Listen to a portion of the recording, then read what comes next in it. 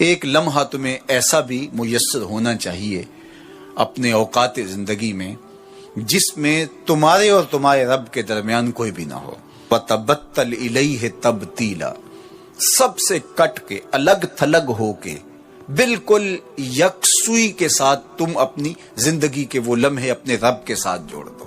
جس طرح ایک روایت میں فرمایا لی مع اللہ وقت لا یسعنی فیہ نبی مرسل ولا ملک مقرب، میرا اور میرے رب کا معاملہ کبھی ایسا ہوتا ہے درمیان میں نہ کوئی فرشتہ ہوتا ہے نہ کوئی رسول اور پیغمبر ہوتا ہے، وہاں میرا اور میرے رب کا ہی معاملہ ہوتا ہے. تو یہ یکسوئی کے لمحات ہیں. تو ہمیں بھی حضور علیہ الصلوۃ والسلام کے سینے سے نور لے کے اپنی زندگی میں کچھ ایسے اوقات مقرر کرنے چاہیے. اور وہ بہترین وقت میرے رب نے خود بیان فرمایا ناشیۃ اللیل ہے، وہ سحری کا وقت ہے، وہ رات کے لمحے ہیں، وہ پچھلے پہر کی مبارک گھڑیاں ہیں جب رحمتیں چھم چھم اتر رہی ہوتی ہیں اور اللہ کی رحمتیں بندے کا استقبال کر رہی ہوتی ہیں. تو اس وقت اگر اللہ کے حضور کھڑے ہو کے ربط قائم کیا جائے تو وہ اللہ کے ساتھ جڑنے کا بہترین وقت ہے. اور نماز میں تبتل ہو، جب ہم نماز پڑھ رہے ہوں تو مکمل انہماک رب کے ساتھ ہو. سیدنا علی المرتضیٰ رضی اللہ تعالیٰ عنہ کے بدن میں تیر لگا ہے اور وہ نماز میں مصروف ہیں اور تیر نکال لیا جاتا ہے. جب سلام پھرتا ہے تو پھر آپ کو پتہ چلتا ہے کہ یہ تو جو ہے وہ تیر تھا جو نکال لیا گیا. تو یہ انہماک ہے، رب کے ساتھ انہماک. اور وہ فرمایا گیا حدیث جبریل میں کہ اپنے رب کی اس طرح عبادت کرو کہ گویا تم اسے دیکھ رہے ہو. اور اگر یہ کیفیت پیدا نہیں ہوتی تو کم از کم یہ کیفیت تو ہو کہ وہ تمہیں دیکھ رہا ہے. فَاتَّخِذْهُ وَكِيلًا، اور اسی کو کارساز بناؤ، اسی پر توکل، اسی پر بھروسہ، اپنے امور اسی کے سپرد کرو. جب اپنے امور اپنے رب کے سپرد کرنے کا مزاج پیدا ہو جاتا ہے زندگی سوکھی ہو جاتی ہے. تدبیر کریں، اس کے لیے حکمت عملی ضرور آپ وضع کریں، لیکن کچھ کام کر کے اللہ پہ چھوڑ دیں. اگر توکل بھی یہی ہے کہ آپ گھٹنا بھی باندھیں اور سپرد اللہ کے کر دیں، اسی کی طرف سے کام ہوتے ہیں اور وہی کارساز حقیقی ہے. تو فرمایا کہ فَاتَّخِذْهُ وَكِيلًا، اسی کو کارساز بنا لیجئے اور اسی پر اپنے کاموں کو چھوڑ دیجئے. جو کشتیاں اس کے نام پر ڈال دی گئیں وہ ڈوبتی نہیں ہیں، وہ منزل تک ساحل تک پہنچتی ہیں. تو ہمارا تو اتنا ہی کام ہے کہ کشتی ڈال دی، لیکن اس کو پار لگانا تو اسی کا کام ہے. تو اسی لیے ہم سواری پر بیٹھتے ہوئے کہتے ہیں کہ مالک اس کو مسخر تو نے ہی کیا ہے ہمارے لیے، ہمارے میں طاقت تو نہیں تھی کہ اس کو مسخر کر سکتے. تو یہ اس کے کرم سے ہوتا ہے. تو وہ اگر چاہے تو کوئی مشکل نہیں ہوتی. تو اس لیے اپنے کاموں کا کارساز اسی کو بنایا جائے. ایک بزرگ تھے، وہ دریا کنارے وضو کر رہے تھے. ایک بچھو تھا جو ایک لکڑی پر تیرتا ہوا، کبھی پانی کے ہچکولوں سے وہ ڈوبتا بھی اور کبھی لکڑی کو تھام لیتا. یوں پانی کے بہاؤ پہ جا رہا تھا تو ان بزرگوں نے دیکھا تو ہاتھ ڈال کر کے اس کو نکالنا چاہا. تو اس نے اپنی فطرت کے مطابق ان کے ہاتھ پہ ڈنگ مار دیا. درد کی شدت سے ہاتھ جھٹکا تو وہ گر گیا.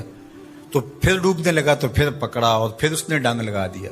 7 مرتبہ اس نے ڈنگ مارا اور آپ اس کو نکال کے 8ویں مرتبہ باہر نکالنے کی کوشش کر رہے ہیں. تو مرید نے کہا جو پاس بیٹھا تھا، حضرت یہ بار بار آپ کو ڈنگ مارتا ہے اور آپ اس کو نکالنے کے لیے کوشاں ہیں. فرمایا وہ اپنی بری فطرت سے باز نہیں آتا، میں اپنی اچھی عادت سے باز کیسے آ جاؤں. تو لوگوں کے ساتھ رویہ اچھا رکھے، وہ جو بھی رویہ رکھے. ہم کہتے ہیں کوئی اینٹ اٹھائے گا تو ہم آگے سے پتھر اٹھائیں گے، تو یہ کیا کمال ہوا. لوگ کہتے ہیں تم 1 قدم پیچھے ہٹو گے میں 10 قدم پیچھے ہٹوں گا، تو یہ کیا کمال ہوا. تم کہو میاں تم جتنے مرضی قدم پیچھے ہٹو، میں بھاگ کے تمہارا دامن پکڑ لوں گا، تمہیں جانے نہیں دوں گا، ایک دن تجھ کو بھی جیت لوں گا محبت کے زور پہ. ہم کہتے ہیں کہ فلاں میرے ساتھ اچھا سلوک کرتا ہے تو میں بھی اچھا کرتا ہوں، فلاں کا سلوک میرے ساتھ اچھا نہیں ہے تو ٹھیک ہے، جس طرح وہ چلتا ہے میں بھی اسی طرح چل رہا ہوں. یہ تو پھر برابری ہوئی. اگر کوئی برائی کے ساتھ معاملت کرتا ہے تو آپ بھی اس کے ساتھ ایسے ہی کرتے ہیں، تو برائی میں برابر ہے.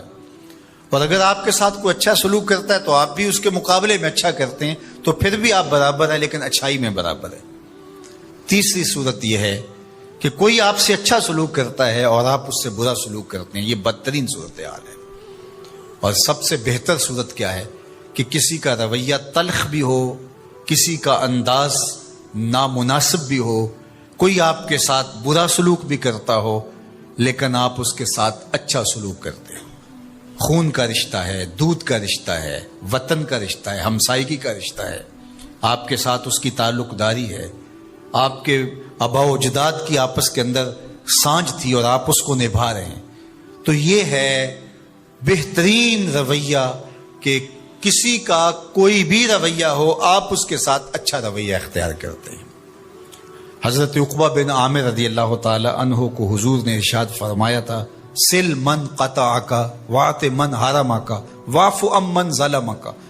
اے عقبہ بن عامر، جو تجھ سے تعلق توڑے تو اس سے تعلق جوڑ، جو تجھے محروم رکھے تو اس کی جھولیاں بھر دے، اور جو تیرے پہ زیادتی کرے تو اس کو معاف کر دے، اس سے درگزر فرما۔ یہ بہترین کردار ہے جس سے ایک اچھا ستھرا پاکیزہ اور مناسب معاشرہ ترتیب پاتا ہے اور ترکیب پاتا ہے۔